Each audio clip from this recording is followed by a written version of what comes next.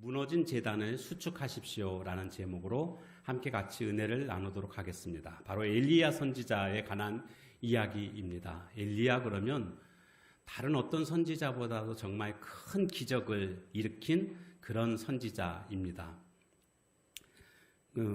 여러 가지 기적이 일어났었죠. 사르밧 과부 집에서 그 통의 가루와 병의 기름이 떨어지지 않는 그런 기적도 있었고, 또 그리시네가에서의 기적도, 물론 그것은 이제 엘리야가 한 것이 아니라 하나님이 그에게 베푸신 그런 기적의 그러한 상황이었었죠.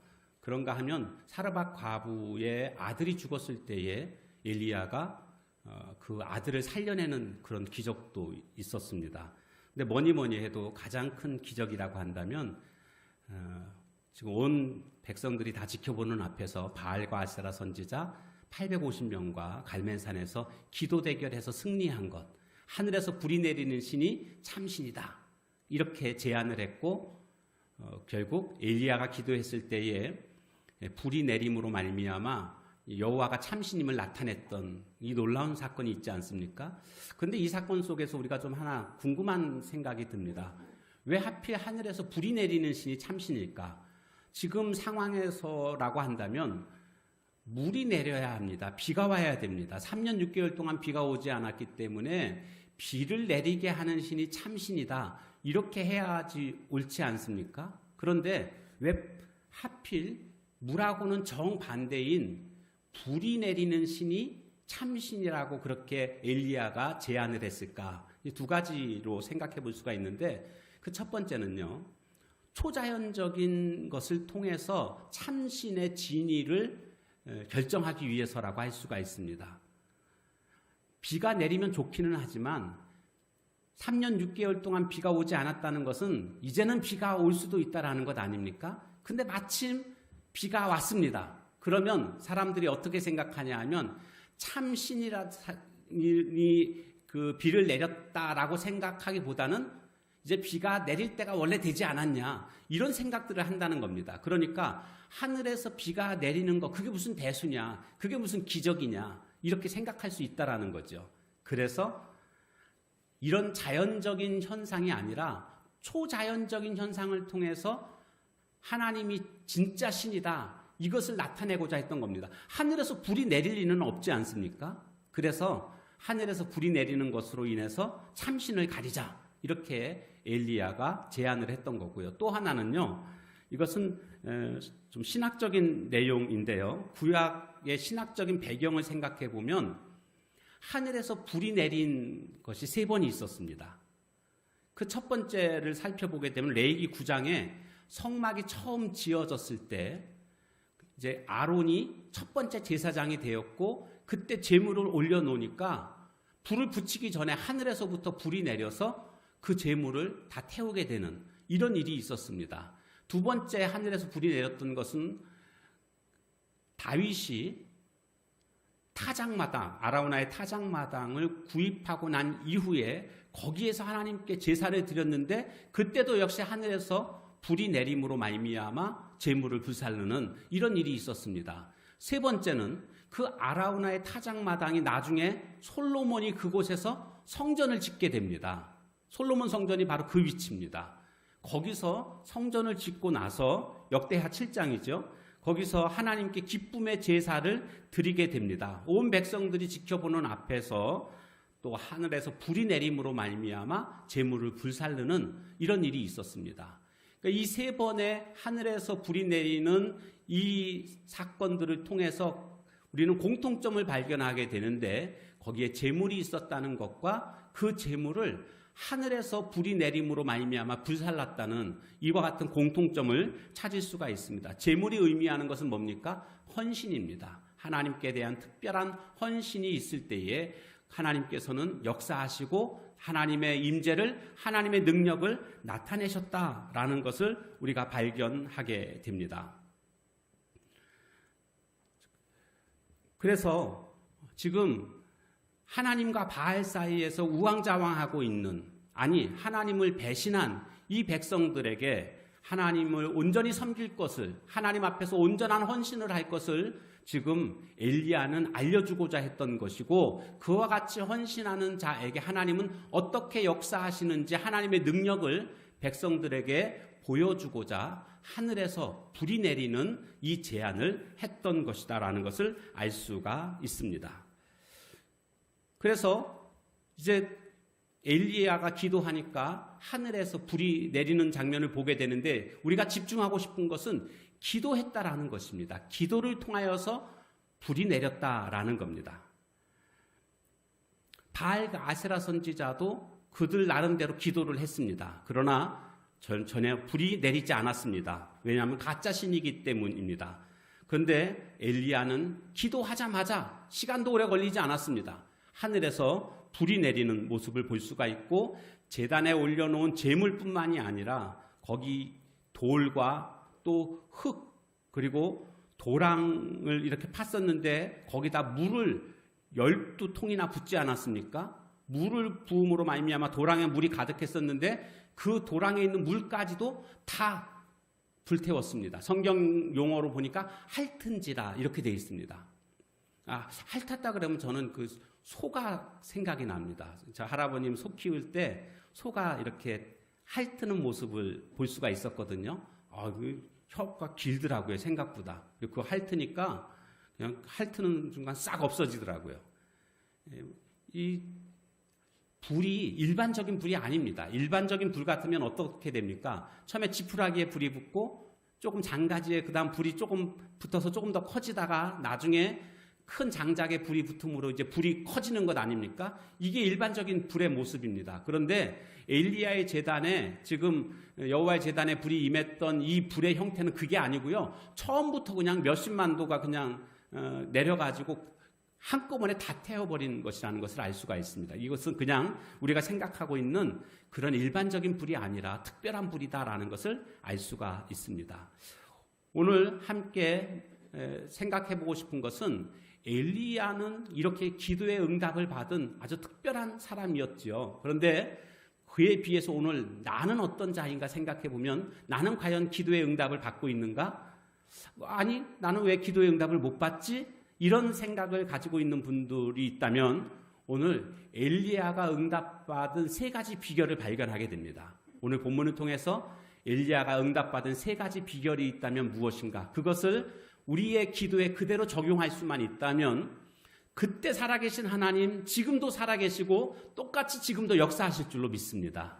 그 첫 번째가 뭡니까? 회개의 기도였다라는 것입니다. 자, 30절 말씀을 한번 같이 보겠습니다. 30절 말씀 시작. 엘리야가 모든 백성을 향하여 이르되 내게로 가까이 오라. 백성이 다 그에게 가까이 가매 그가 무너진 여호와의 제단을 수축하고. 먼저는 가까이 백성 들고 오라는 겁니다. 이것 좀 보라는 겁니다. 뭘 보라고요? 무너진 여호와의 제단을 보라는 겁니다. 왜 여호와의 제단이 무너졌을까요? 여기 수축한다는 것은 고친다라는 뜻입니다. 고친다라는 의미는 뭡니까? 원래 여호와의 제단이 있었다는 겁니다. 그런데 지금 무너졌습니다. 누가 일러주지 않으면 여기가 여호와의 제단이었나 흔적조차 찾을 수 없을 만큼 그렇게 무너지고 부서져 버린 흙더미만 남은 그러한 제단이 됐던 겁니다. 왜 그렇게 됐을까요? 제사를 지내지 않았기 때문에. 그래서 관리를 하지 않았기 때문입니다. 얼마 전까지만 해도 그곳에서 하나님께 제사 드리면서 하나님과 교제하고 하나님의 영광의 임재를 맛보았던 곳입니다. 그곳에서 하나님의 용서를 경험했고 하나님의 사랑과 긍휼을 경험하고 하나님이 함께 하신다라는 그 증표가 바로 여호와의 제단이었습니다. 그런데 그들이 제사를 그쳤습니다. 그러니까 여호와의 제단이 무너진 것입니다. 엘리야는 돌을 나르기 시작했습니다. 그리고 하나, 둘, 12개의 돌을 옮겨놓게 됩니다. 그리고 세웠습니다. 그 위에 이제 돌 위에 제단을 펼쳐 놓게 된 것입니다. 여호와의 제단을 수축했다라는 것은 그래서 무슨 의미냐 하면 그동안 하나님 앞에 제사 드리지 못했던 그와 같은 것들을 이제 앞으로는 제사를 드리겠다라는 그러한 다짐임과 동시에 그것은 지난날에 대한 회개의 의미를 가지고 있다라고 할 수가 있습니다. 에베소 교회가 하나님 앞에 칭찬을 받기도 했습니다. 그런데 요한계시록에 보면 칭찬을 받기도 했지만 또 책망도 받게 되는 모습을 보게 됩니다. 왜 책망을 받게 됐는가 보니까 계시록 2장 4절에 보면 그러나 너를 책망할 것이 있나니 너의 처음 사랑을 버렸느니라. 그러므로 어디서 떨어졌는지를 생각하고 처음 행위를 가지라. 처음 행위를 가지라는 겁니다. 처음 사랑을 잃어버렸다. 우리가 예수님 처음 믿었을 때, 내가 주님의 자녀가 됐다는 확신이 들었을 때, 그때의 그 기쁨을 여러분 기억하고 계십니까? 그래서 정말 주님으로 인해서 주님 한 분만으로 나는 만족하다라고 그렇게 찬양하며 고백하며 기뻐했던 그런 모습들이 있지 않았습니까? 그런데 그 모습이 지금도 여전하냐? 이것을 저는 묻고 싶습니다. 지금도 주님에 대한 사랑이 그렇게 있느냐? 혹시 그 처음 사랑을 다 잃어버리고 있는 지금의 내 모습은 아닌가? 우리는 살펴봐야 됩니다. 만약 잃어버렸다고 한다면 어디에서부터 그 사랑이 떨어졌는지를 살펴보고 다시 처음 행위, 처음의 사랑을 회복할 것을 주님은 우리에게 말씀하고 있습니다. 만일 그리하지 아니하면 내가 내게 가서 내 촛대를 그 자리에서 옮기리라, 이렇게 말씀하십니다. 촛대를 옮긴다, 뭔가 저주가 임하게 된다라는 것을 암시해주고 있는 그런 말씀이라는 것을 우리는 눈치챌 수가 있습니다. 그러므로 오늘 우리는요, 지금 내가 주님 앞에 무너진 제단이 어떤 제단인가? 내가 내 마음의 제단이 무너지지 않았나? 내가 예배의 제단이 무너지지 않았나? 이것을 뭐 해야 되겠습니까? 회개해야 된다라는 겁니다. 회개하지 않으면 기도의 응답이 없습니다. 그러니까 엘리야가 지금 먼저 기도하기 전에 했던 게 뭐였습니까? 회개의 기도였다라는 것입니다. 본격적인 간구의 기도 전에 회개를 하고 있습니다. 왜 그랬을까요? 죄가 있는 상태에서는 하나님이 기도를 듣지 않으신다라고 말씀하셨습니다. 이사야서 1장 15절 말씀에 보니까 너희가 손을 펼 때 내가 내 눈을 너희에게 가리고 너희가 많이 기도할지라도 내가 듣지 아니하리니. 그러니까 눈을 가리고 귀를 듣지 않겠다는 겁니다. 누군가가 막 얘기하는데 시끄럽습니다. 그럼 어떻게 하죠? 귀를 우리가 이렇게 막습니다. 그리고 보기 싫으면 눈을 딱 감습니다. 하나님이 지금 그렇게 하신다는 겁니다. 왜요? 이는 너희의 손에 피가 가득함이라. 이것은요, 너희들이 죄를 지었기 때문이다, 그런 뜻입니다. 죄가 있는 자의 기도는 하나님이 듣지 않으신다라는 말씀입니다. 그러니까 그동안 내가 열심히 기도한 것 같은데 왜 기도가 응답되지 않을까 살펴보게 되면 그 중에 한 원인은 내가 죄를 여전히 가지고 있는 상태에서 하나님께 구했기 때문이다라고 말씀해주고 있는 것입니다. 그러므로 기도가 응답되고자 한다면 아주 중요한 것인데 먼저 주님 앞에 회개해야 하는 것입니다. 회개하는 것. 오늘 본문의 표현대로라고 하면 무너진 제단을 수축하는 것. 그동안 하나님 앞에서 잘못했던 부분들을 살펴보고 이것들을 고칠 수 있는 그런 자가 될 때에, 회개할 때에 하나님께서 그 회개를 들으시고 용서해 주시고 기도에 응답해 주신다라고 말씀하고 있는 것입니다. 역대하 7장 14절에 가보면 내 이름으로 일컫는 내 백성이 그들의 악한 길에서 떠나 스스로 낮추고 기도하여 내 얼굴을 찾으면 내가 하늘에서 듣고 그들의 죄를 사하고 그들의 땅을 고칠지라. 하늘에서 듣고 그들의 죄를 사하고 그들의 땅을 고칠지라. 이렇게 말씀하고 있습니다. 그러므로 오늘 우리가 먼저 회개의 기도가 응답받는 기도의 비결임을 우리는 알아야 되겠습니다. 두 번째로는요, 믿음의 기도입니다. 믿음의 기도. 자, 33절 말씀을 보게 되면 33절 같이 한번 읽어볼까요? 시작. 또 나무를 버리고 송아지의 각을 떠서 나무 위에 놓고 이르되 통 넷의 물을 채워다가 번제물과 나무 위에 부으라 하고, 통 넷의 물을 채워다가 4통을 부으라는 거죠. 그렇게 3번을 했습니다. 그러니까 4, 3, 12에서 12통을 부었습니다. 그렇게 하니까 제단에 물이 가득 차서 흐르고 도랑에도 물이 가득 차게 되는 그와 같은 내용이 나오고 있습니다. 왜 제단에 갑자기 물을 부을까요? 지금 불이 내려야 되는데 물을 붓는 것은 이치적으로 맞지가 않습니다. 장작을 하나 올려놓더라도요, 마른 장작을 올려놔야지 불이 붙지 않겠습니까?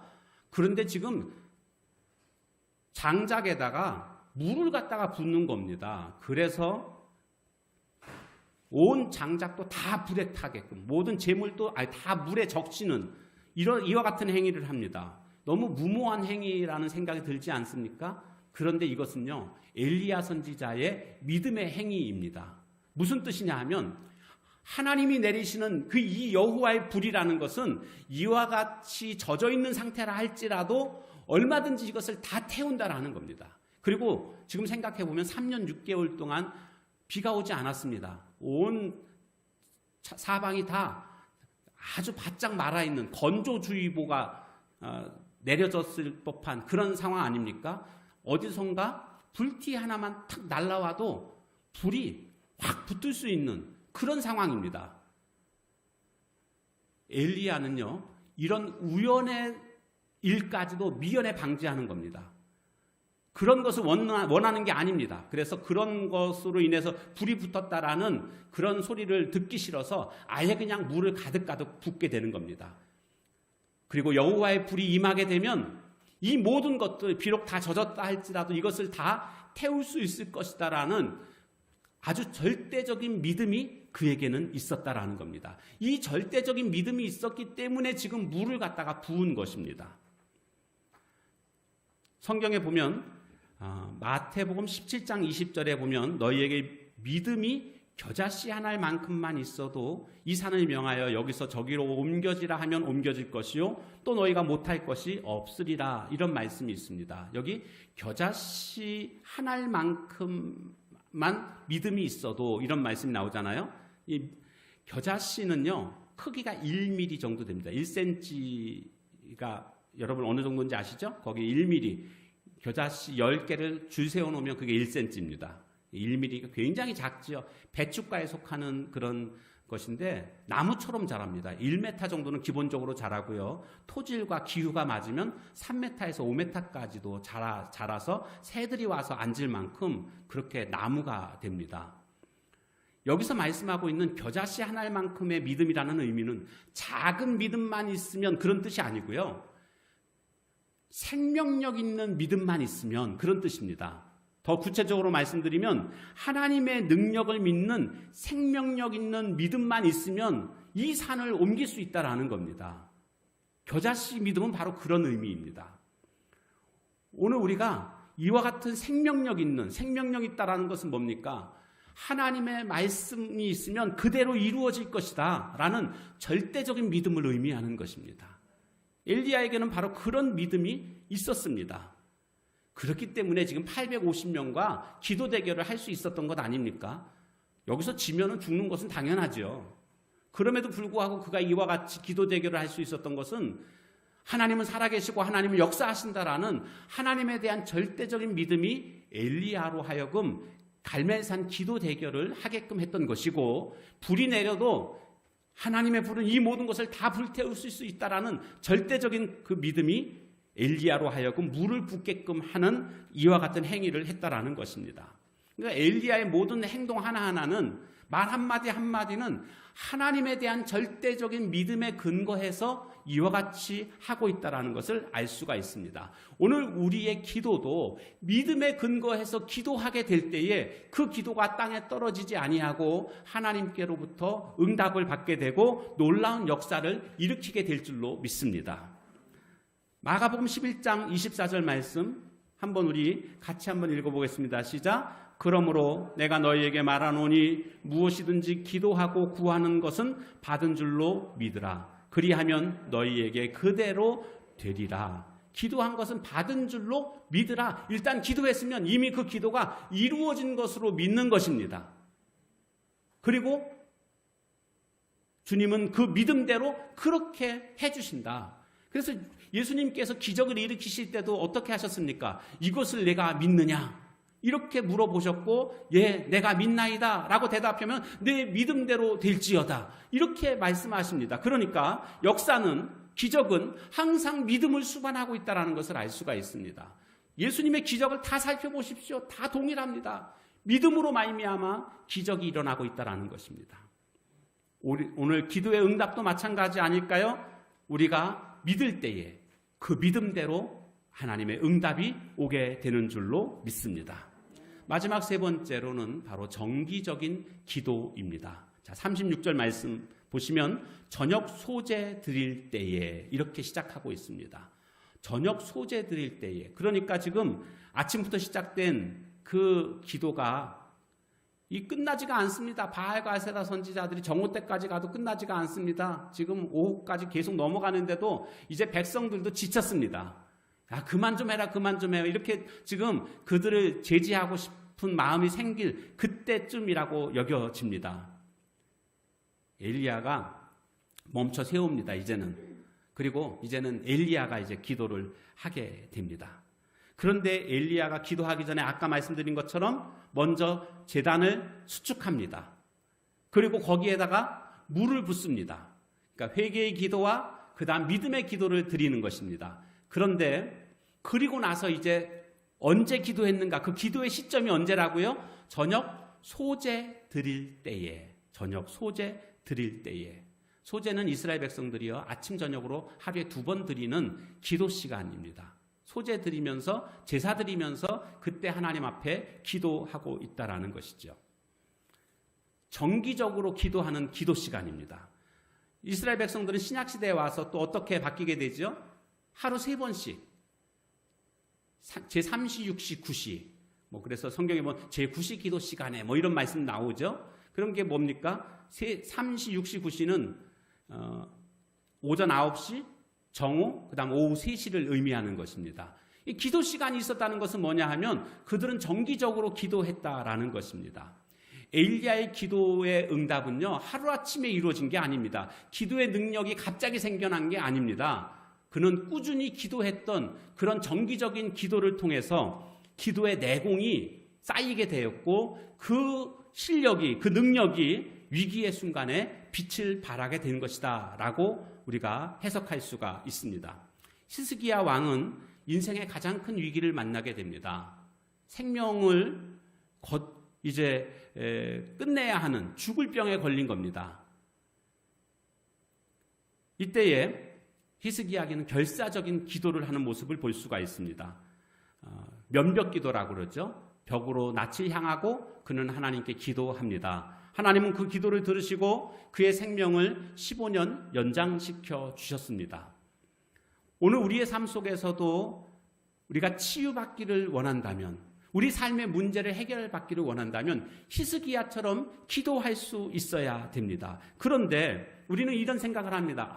나도 죽을 병에 걸리면 히스기야처럼 기도할 수 있다. 이렇게 생각을 합니다. 천만의 말씀입니다. 그렇게 기도하는 사람 별로 많지 않습니다. 물론 예외는 있습니다.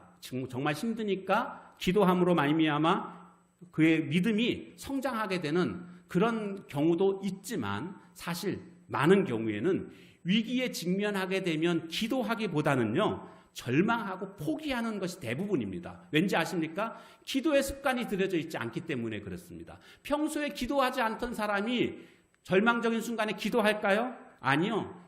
인간적인 방법들을 사용하는 모습들을 볼 수가 있습니다. 영적으로 승리하려기보다는 육적으로 승리하려고 하는 육신적인 방법들을 다 동원하는 이런 모습들을 얼마든지 볼 수가 있습니다. 그래서 육신적인 방법들을 사용하는 것 자체가 잘못됐다라고 말하는 것은 아닙니다. 다 해야 되겠죠. 그러나 근본적인 치유책은요, 결국 하나님 앞에서 이 해결함을 받아야 되는 것입니다. 그런데 하나님 앞에서는 해결함을 받으려고 하지 않고 인간적인 방법들로만 해결함을 받으려고 하게 되면 문제는 해결되지 않는다라는 거죠. 히스기야 왕은요 평소에 늘 하나님을 의지하였고 하나님께 기도했던 사람이었습니다. 그렇기 때문에 위기의 때에 그는 하나님께 기도할 수 있었던 것입니다. 그는 평소에도 하나님 보시기에 아주 정직히 행한 사람이었습니다. 우상을 제거하고 그리고 모세가 만든 놋뱀을 제거했습니다. 이스라엘 백성들은 그 놋뱀을 우상처럼 여겼습니다. 그 놋뱀 쳐다봤을 때에 독사한테 물렸던 자들이 낫지 않았습니까? 그래서 그때로부터 그런 의미는 아니었는데 이스라엘 백성들의 마음속에는 이 놋뱀을 우상처럼 여기게 됐습니다. 그것을 히스기야 왕은 알았고 그래서 감히 모세가 만들었던 그 놋뱀을 부수는 그런 결단을 하는 모습들을 보게 됩니다. 놋뱀 의지하지 말라는 겁니다. 하나님 의지하라는 겁니다. 이것이 바로 히스기야의 신앙이었고 그는 아수르 산헤립 왕이 쳐들어왔을 때 순간 좀 연약한 모습을 보이기도 했습니다. 그러나 그는 곧장 하나님 앞에 나아가 기도하는 모습을 보게 됩니다.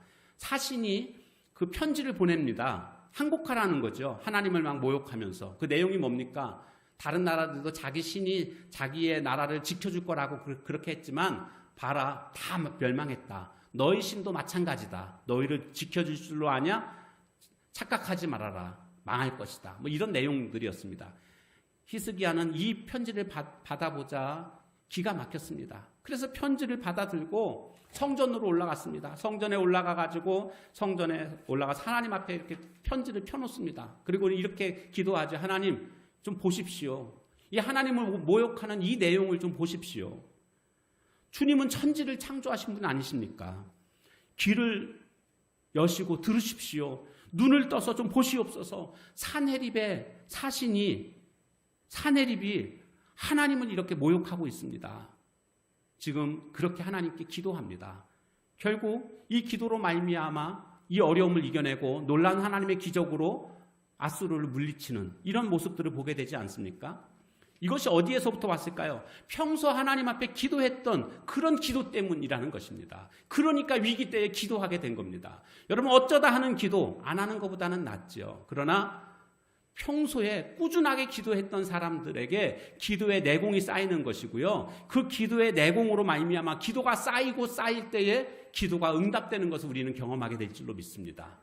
평소에 그래서 어떤 분들이 저에게 목사님 기도 좀 해주세요라고 이렇게 부탁하시는 분들이 있습니다. 그럼 제가 그런 분들한테 알겠습니다. 기도해드리겠습니다. 근데 성도님도 기도하셔야 됩니다. 그리고 또 한 가지 제가 부탁을 드립니다. 새벽 기도 시작하시라고. 뭐 사람에 따라 조금씩 다르기는 한데 뭐 새벽기도 한 달만 해보십시오, 3달만 해보십시오, 뭐 이렇게 말씀드리기도 하는데요. 보통은 이제 새벽기도 한 달만 해보십시오라고 그렇게 말씀을 드립니다. 새벽기도 한 달 기도하면 응답될까요? 응답될까요? 안 될까요, 여러분? 될 수도 있고 안 될 수도 있죠. 그걸 어떻게 뭐 딱 어떻게 성경에 나와 있는 말씀이 아니니까. 근데 제 의도는 뭐냐 하면 한 달 정도 기도하면 기도의 습관이 들여진다라는 거죠.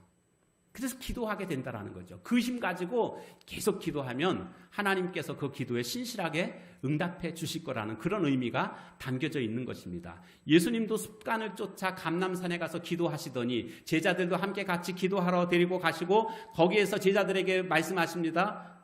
시험에 들지 않기를 위해서 기도하라고. 이렇게 예수님이 제자들에게 말씀하시는 장면이 나오지 않습니까? 그리고 예수님은 따로 돌 던질 만한 거리에 떨어지셔서 기도하셨다. 이런 내용이 누가복음 22장에 보면 나옵니다. 예수님은 습관을 쫓아서 습관에 따라서 기도하시는 모습. 그러니까 평소에 늘 기도하시는 것이 예수님의 모습이셨고 그것이 바로 기도의 능력이 나타나는 비결이었다라는 것을 알 수가 있습니다. 오늘 우리도 그렇게 살아가야 되지 않을까요? 평소에 늘 기도하는 모습. 정기적인 기도의 시간을 가지고 기도하는 것. 우리 교회는 새벽 기도를 하반기에는 그러니까 하절기에는 새벽 기도를 하고 동절기에는 밤 기도회를 합니다. 왜냐하면 동절기에는 땅이 얼어가지고 운전하기가 어렵거든요. 그래서 동절기에 새벽 기도 나오려면 눈이 오는 날은 새벽 기도를 못 나옵니다. 그래서 동절기에는 밤 기도회를 하고 하절기에는 새벽 기도회를 하고 그렇게 합니다. 그렇게 한 이유는 한 분이라도 더 기도의 자리에 나오도록 하기 위해서입니다. 목적은 딱 한 가지입니다. 왜냐하면 기후 때문에 나오기가 어려운 분들이 계시니까. 그래서 어떻게 하든지 한 분이라도 더 참석하도록 하기 위해서 그렇게 하고 있습니다. 그런데 지금은 또 코로나로 인해서 그렇고 여러 가지로 지금 참석하시는 분들이 많지가 않습니다. 어떻게 하면 또 한 분이라도 더 기도의 자리에 나올 수 있게 할까 고민하다가 생각해낸 것이 온라인으로 유튜브로 새벽 기도회를 하는 것입니다. 그래서 처음에는 그 생각도 했습니다. 그 새벽 기도회는 새벽 기도회로 하면서 그것을 지금 그 온라인으로 실시간으로 내보내고 있거든요. 근데 문제가 있더라고요. 어떤 문제가 있냐면 그렇게 하게 되면 실시간에 참석하시는 분들은 새벽 기도에 참석할 수 있는데 그게 바로 올라가는 게 아니고요. 한 오후 3시나 4시 돼야지 그게 뜹니다. 우리 그 용인성결교회를 검색해서 들어가 보면 거기 안 올라옵니다. 그래서 한 10시쯤에 하고 싶은 분들이 못 하는 겁니다. 그래서 이거 안 되겠구나. 그렇게 실시간으로 해서 올리는 것은 안 되겠구나. 그래서 녹화를 해서 올리게 되면 일정한 시간에 올릴 수 있는 것이고 그 시간 이후로는 누구든지 아무 때나 다 볼 수가 있거든요. 그래서 새벽 5시에 올릴 겁니다. 매일같이 새벽 기도회를 새벽 5시에 유튜브로 올릴 겁니다. 그러면 여러분들이 그 녹화해서 올릴 겁니다. 그러면 누구든지 새벽 5시 이후로는 그것을 볼 수가 있습니다. 그렇게 함으로 인해서 한 분이라도 더 새벽 기도에 참석할 수 있도록 말씀, 꼭 새벽 기도회라는 말은 조금 이제는 그렇고요. 이제는 매일의 만나 이런 식으로 예를 들자면 누구든지 말씀과 기도하는 시간을 갖도록 하기 위해서 앞으로 내일부터 그렇게 하려고 합니다. 아직 내일 거를 제가 아직 녹화를 뜨진 않았는데 내일 거를 녹화를 뜨고 이제는 새벽 5시에 그걸 올릴 겁니다. 그러면 여러분들이 참여해 주시면 되는데 중요한 거는 뭐냐? 출석입니다. 이걸 계속 간다는 건 아니고요. 일단은 한 2주를 먼저 생각하고 있습니다. 코로나 지금 2주 그렇게 4단계가 돼 있으니까 2주를 일단 생각하고 앞으로 상황 봐가면서 이렇게 진행을 하고 이것이 더 좋다, 더 많은 분들이 참여하고 정말 의미가 있다라고 여겨진다면 더 이제 오랫동안 가려고 하고 있습니다. 그러니까 여러분들이 가정에서 이렇게 참여할 수 있도록 출석 체크를 반드시 할 겁니다. 출석 체크를 하고 참석하셔야 되는데 참석을 못하고 계신 분들이 있으면 이제 제가 연락을 드릴 겁니다. 참석하시라고. 그렇게 해서 모두가 다 참여할 수 있도록. 그래서 거기다가 은혜 받은 거 한 줄 평으로 그냥 이렇게 한 줄로 쓰셔도 되고, 그거 쓰는 것도 나는 그런 거 쓰려면 벌써부터 머리가 지끈지끈하고 막 그런 분들도 계실 거예요, 분명히. 그런 분들은 그냥 아멘 이렇게 하시면 됩니다. 그런 거에 스트레스 받으면 안 되니까. 그렇게 하면서 하여간 출석 체크를 열심히 할 겁니다. 그렇게 해서 온 성도님들이 말씀과 기도에 집중할 수 있는 그와 같은 시간을 갖고자 하는 것입니다. 이것이 어떻게 될지는 저도 아직은 모르겠습니다. 그러나 일단 한번 같이 해보고 우리 모두가 정기적인 기도의 시간, 그러니까 자기가 시간을 정해놔야 됩니다. 나는 아침 10시에 하겠다. 나는 정오에 하겠다. 나는 새벽 5시에 하겠다. 자기가 시간을 정하고 그 시간에 맞춰서 그렇게 할 수 있다면 기도의 내공이 쌓이게 될 것이고 위기의 순간에도 기도로 말미암아 하나님의 응답을 받게 되는 귀한 일들을 이루게 될 줄로 믿습니다. 능력 있는 기도의 사람이 되려면 그래서 반드시 정기적인 기도의 시간을 가져야 한다라는 것입니다. 다니엘서 6장 10절에 가보니까 다니엘도 예루살렘으로 향한 창문을 열고 전에 하던 대로 하루 3번씩 무릎을 꿇고 기도하며 그의 하나님께 감사했다. 전에 하던 대로, 늘 하던 대로 이렇게 기도의 습관을 하루 3번씩 무릎을 꿇고 기도했던 것처럼 오늘 우리들도 기도의 습관을 가지고 기도의 사람들로 살아가야 될 줄로 믿습니다. 말씀을 마무리하려고 합니다.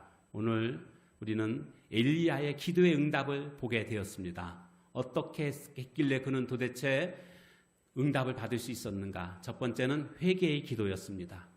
여호와의 무너진 제단을 수축하는 것, 그것이 바로 회개입니다. 하나님 앞에서 나의 잘못을 아뢰일 수 있는 것이 먼저입니다.